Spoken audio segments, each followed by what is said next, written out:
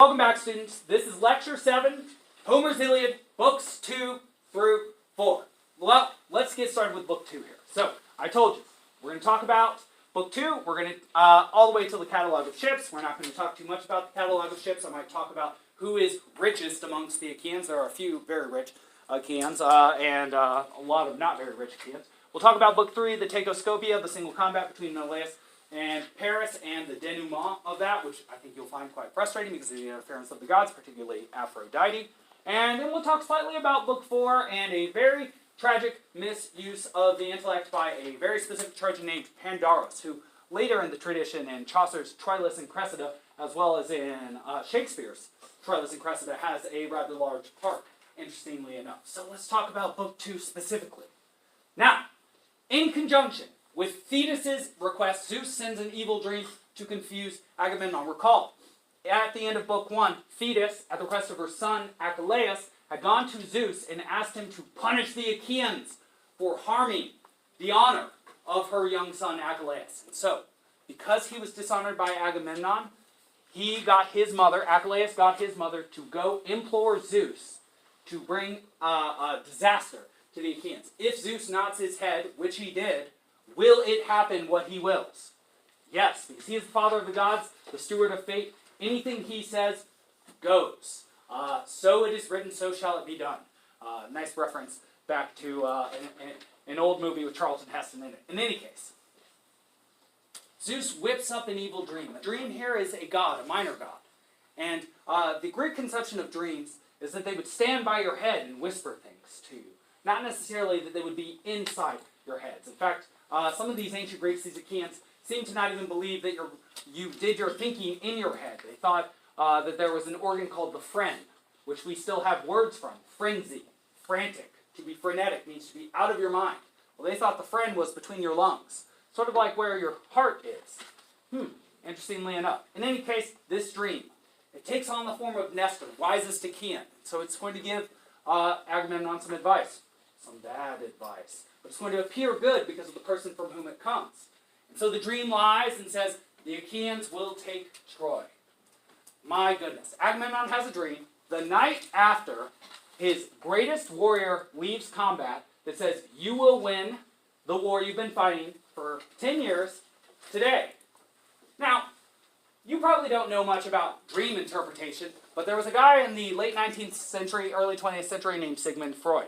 And he said one of the ways to interpret dreams is as wish fulfillment. So sometimes when you have a dream, it shows you what you want to happen. But we like to interpret the dream as being what to happen. Yes? What is going to happen. And there's a very difference between dreaming what you wish to happen, like school not happening tomorrow, and dreaming what is going to happen, which is school actually does happen and you have to take a bunch of notes and do what you do at school every day. Now, all of that said, this dream is a lie. Agamemnon is going to show his prowess as a leader by how he treats this dream. This is what he does. Based on his dream that said that he would defeat the Trojans this very next day, even though his best warrior has just left the field of battle, which suggests that the dream is totally wrong, he summons a council of Achaean leaders. This is the so-called assembly, which Achilles will not return to. Recall that Achilles has two places he will not come back to, because these are two places he would be helpful, and he refuses to be helpful right now. Those places are battle, where he's most helpful. He sacked 23 cities, by the way. And assembly, where he's a little bit less helpful, but is still one of the leading voices of the Achaeans, though not as sharp as Nestor or Odysseus. And so, Agamemnon tells his dream. And he says, it took the form of Nestor. Something I want you to keep in mind here is that Nestor is actually at this assembly.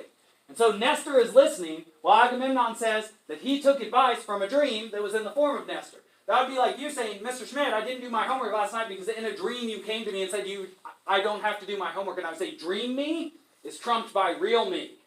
Real me has the real judgment. Dream me is just your visual representation of me, obviously not going to be as smart. In any case, he tells his dream and how it took the form of Nestor and told him that the Achaeans will win this very day. So Nestor hears this. He listens to this. He's obviously very wise. It's like, so you had a dream, and it told you you were going to win, and so now you want to summon the forces and fight against the Trojans, thinking that we will win. Your assumption is that Zeus sent you a true dream about what will happen. Well, this is what Nestor says very famously about this. He says, well, if any other Achaean were to tell me that they had such a dream, I would say that that dream was a lie. However, since you are king over many men, Agamemnon, I will not say it is a lie when you have heard this dream. Now, this is a very dangerous situation for Agamemnon. Why is it the case that his best, smartest, wisest advisor, Nestor, is not telling him that this is a bad course of action? Well, think back to Book 1. Last time somebody spoke in assembly against Agamemnon, what did they lose? And who were they? They lost their war prize, their Geros, Perseus. And who were they? They were Achilles. The last time somebody gave good advice to Agamemnon, he took something valuable from that person. What is in Nestor's mind now, and what is keeping him from giving valuable advice to Agamemnon that would save Achaean lives? He knows, or he believes, that Agamemnon would then take something from him and not take his advice. So Nestor holds his tongue. This is a very bad situation to be in as a leader. Your advisors are there to help you with thoughts. Generally, they are smarter than you are, have a different perspective from you. The whole point of them is to help you not make bad decisions and to help you make good decisions. Agamemnon is not in such a situation. We can see the clouds gathering above the Achaeans. My goodness. So, Agamemnon continues his use of his brilliant judgment. I say that ironically, of course. He summons all of the Achaeans now. Instead of a private assembly with his captains strategizing, he now summons everybody into a major assembly. Sort of like when we get together as a school. And our headmaster addresses us. Well, Agamemnon tries a rhetorical device. A rhetorical device is very simplistic. A rhetorical device is an attempt to use a trick while speaking to get people's attention or to make a certain impact with a point. One of the simplest rhetorical devices that you all know is called reverse psychology. To say that what you want, you do not want, in the hopes that the person who has it will give it to you because you do not want it. I don't really want that from you, is the form this takes, and then the person says, yes you do, and then they give it to you. Now, what does Agamemnon do? He says, Achaeans, we have been here for 10 long years. We've been fighting fruitlessly. And now finally I know that the way of Zeus is turned against us, even though he promised that one day I should hold Iliad, that I should raze it to the ground. Raise it in terms of fire. R-A-Z, not R-A-I-S-E. I know that you are all so tired and you miss your wives. You miss your possessions. Why don't we just give up? Why don't we just go back home?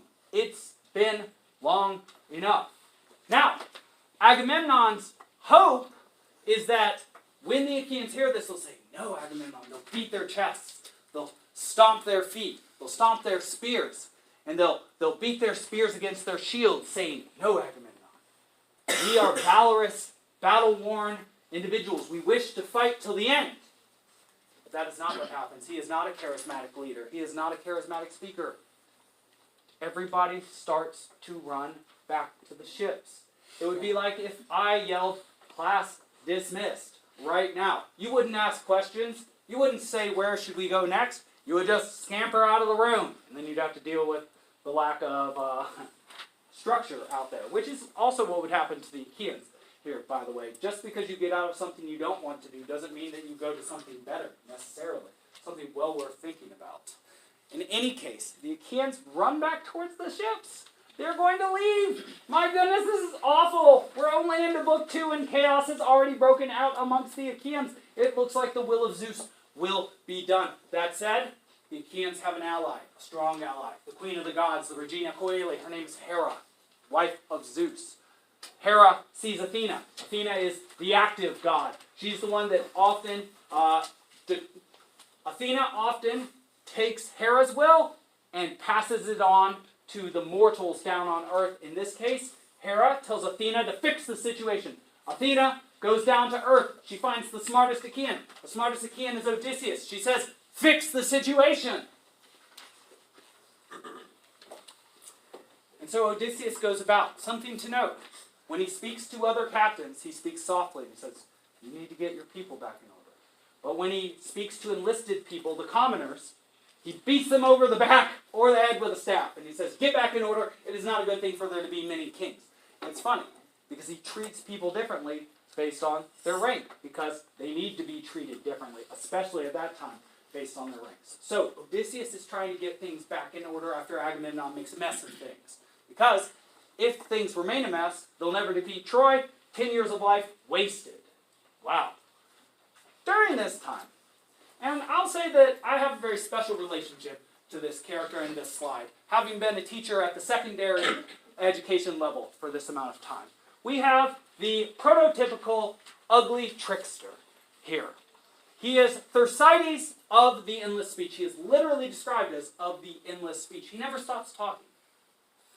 And we actually receive more physical description of him than any other character in the Iliad. Helen does not receive as much physical description. Aias the Greater and his enormous size does not receive more physical description. Odysseus, Agamemnon, Achaian, the most handsome, less physical description. So, who is this guy?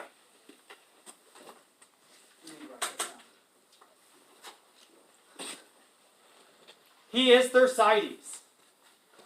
And Thersites is described as being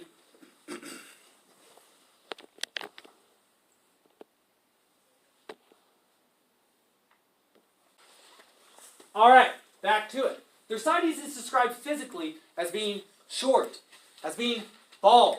As in fact, his head comes up to a point. He has patches of hair. So it's even worse than being fully bald. His knees are bandy-legged, which means they're knobby. They turn inwards. And he's got sort of a limp. Yes, and of course the most important part is that he has a hunched back like Quasimodo from The Hunchback of Notre Dame. He is extremely ugly. Something to keep in mind about these ancients is that they drew a parallel between your moral goodness, that means your goodness of character and choice, and your beauty. Beautiful people are more moral. And in fact, I told you, because of the positive halo effect, people still to this day believe that, even though scientifically we know that that's not true. In any case, Thersites is something of a clown. And so, who are the two people that hate Thersites most? Well, think about it. It would be the two most effective humans who he would be abusing most. Odysseus hates him, who uses his words to put people to order and to make good things happen. And Achaian hates him, who is the most effective, strongest of the Achaeans. And in fact, why Achaian and Odysseus hate Thersites is he's always talking smack about the two most important Achaeans. Achaian, the best fighter, and Agamemnon, the leader. Why is he talking smack about them? Well, it seems as if he has nothing better to say. That's why he's called of the endless speech. He never stops talking, and yet he never says something of value. And so he steps up. Even though described as both the ugliest and the worst Achaean, he says that Agamemnon is at fault for Achaian leading the war effort, and that everybody, all the Achaeans, should just leave. And that it's not even their war that they're fighting. He says very persuasive things. And yet, the problem with what he's saying, even though it's persuasive, is that he's trying to counsel these Achaeans to go home after 10 years without any treasure, without any spoil. Well, what would have been the point of going there in the first place? Now, you might well argue that going home with your life is better than not going home with it, or not going home without your life. There we go. But that said, that's not how these Achaeans think. And I'll soon explain to you the ideas of time and kleos, honor and that which is said of you, or otherwise called glory. Well, Odysseus sees Thersites speaking. He's saying all sorts of nonsense. He's trying to cause chaos. Odysseus wants to win this war. He needs order. He sees Thersites, and he slams him on the back with his scepter. Actually, a single round tear falls down Thersites' face. In fact, actually, I'll have y'all open your books to book 3. Let's take a quick, or book 2, excuse me. Let's take a quick look at line 210 or so. I might move us around just a little bit, just because it's sort of a funny quote, and I do like to read it quite a bit.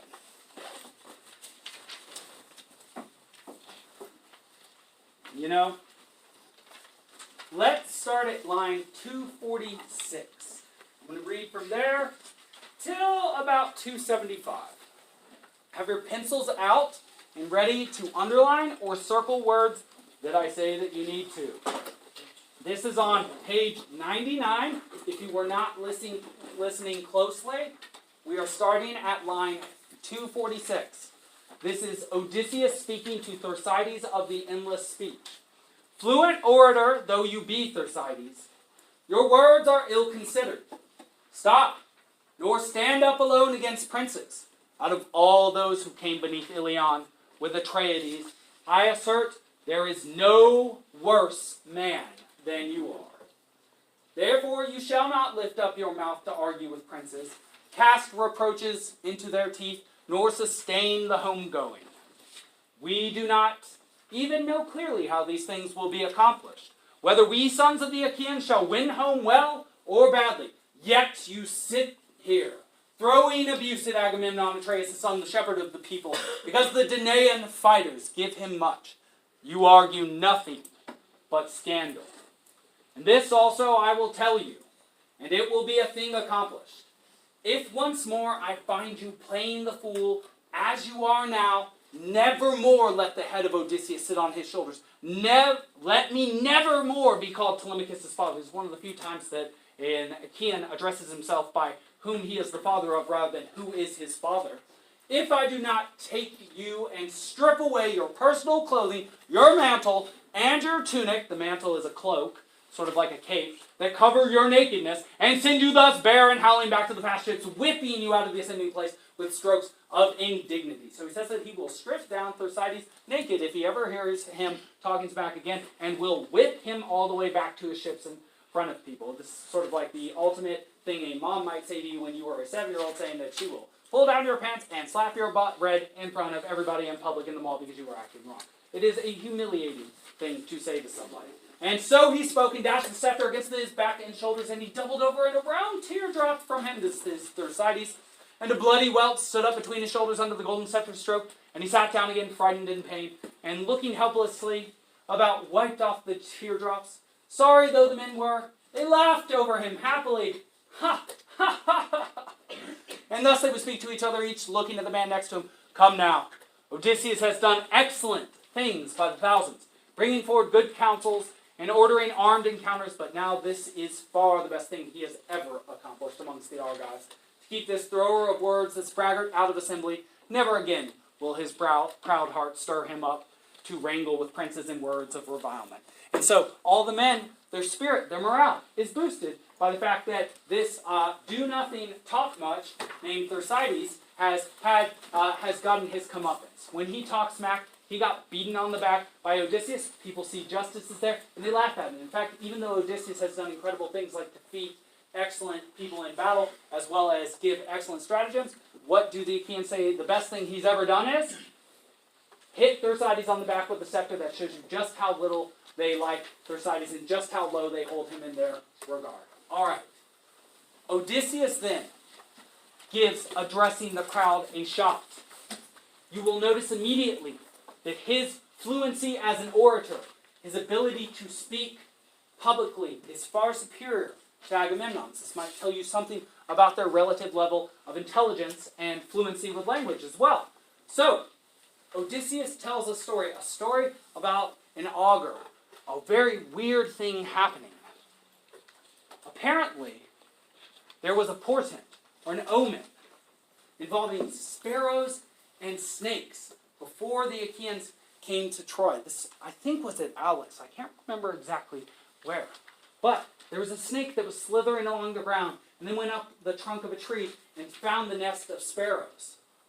And in that nest it found 9 eggs, and it consumed them all whole, while the mother sparrow was flapping wildly, trying to defend her eggs. She failed. That sparrow was then consumed herself by the snake.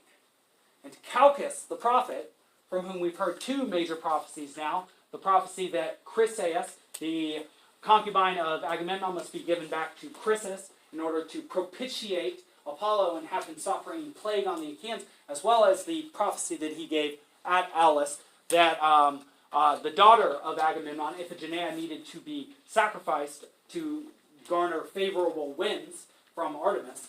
Well, this is a third prophecy.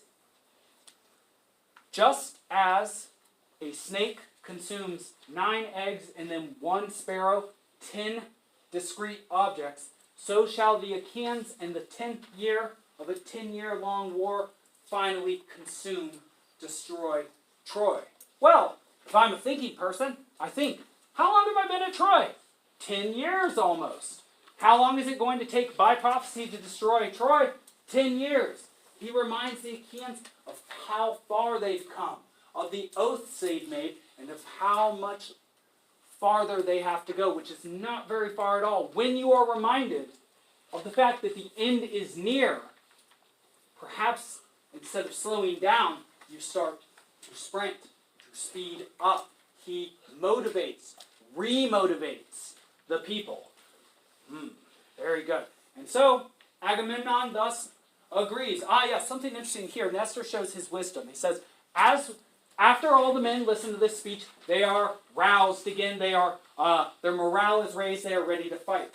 They are preparing to enter into ranks and order in order to do combat against the Trojans, which they will do in Book 3.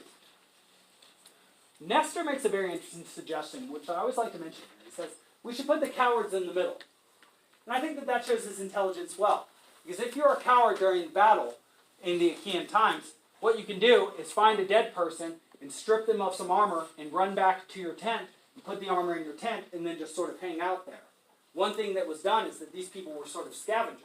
And if you kill somebody who's a big-time Trojan, like Hector or Paris, you take their helmet, their cuirass, their sword, and then you keep that at your home forever and maybe offer it as a guest gift to somebody and say, this was a sword that belonged to Hector.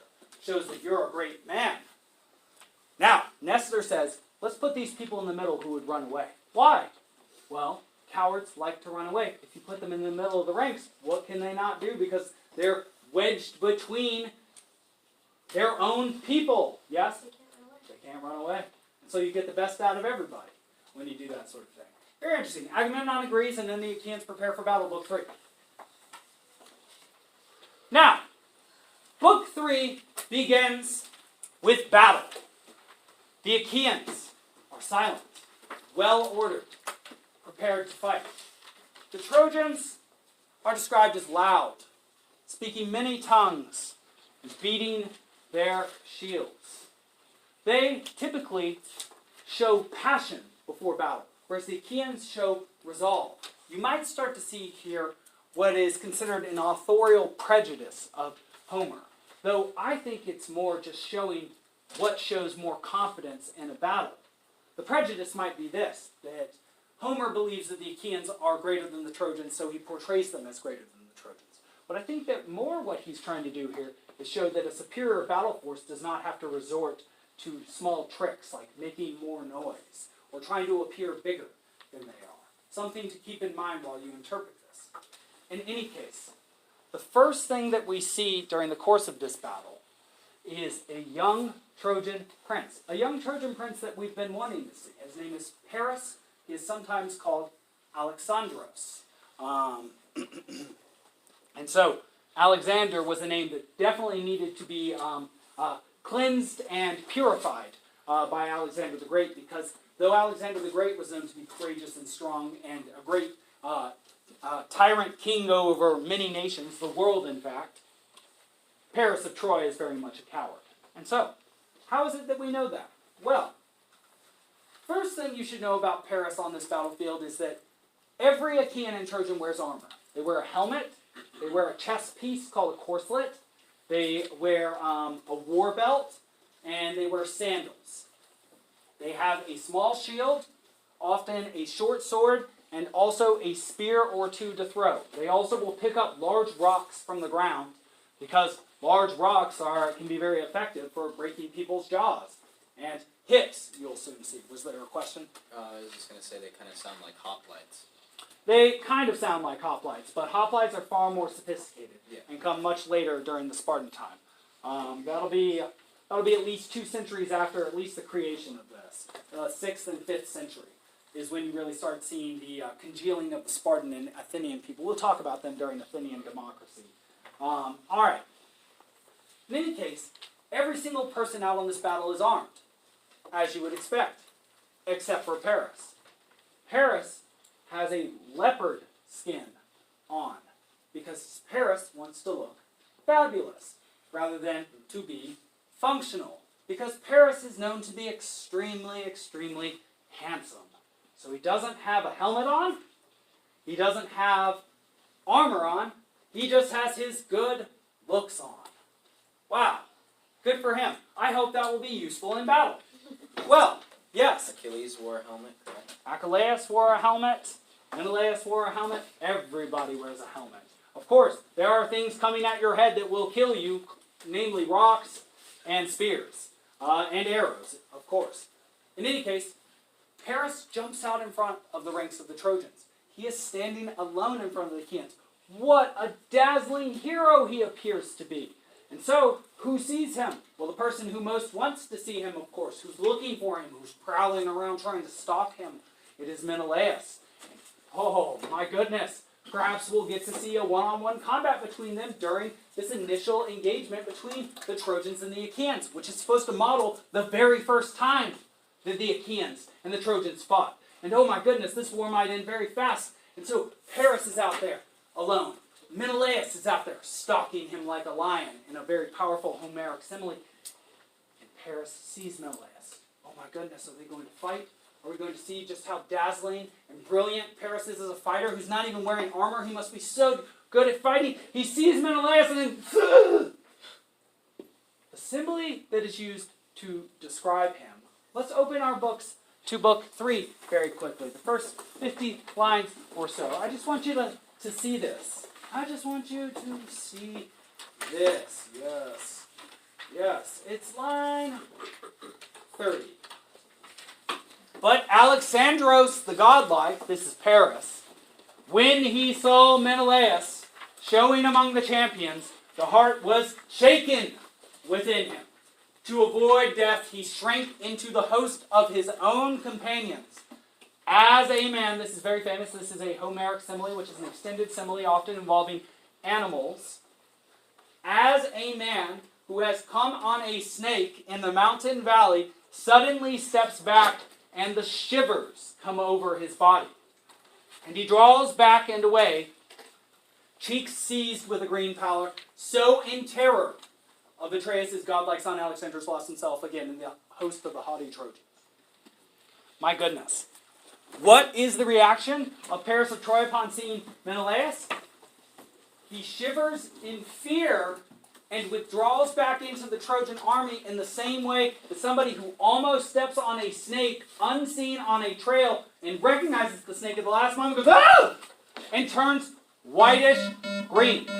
And that Good morning, is where we will end today.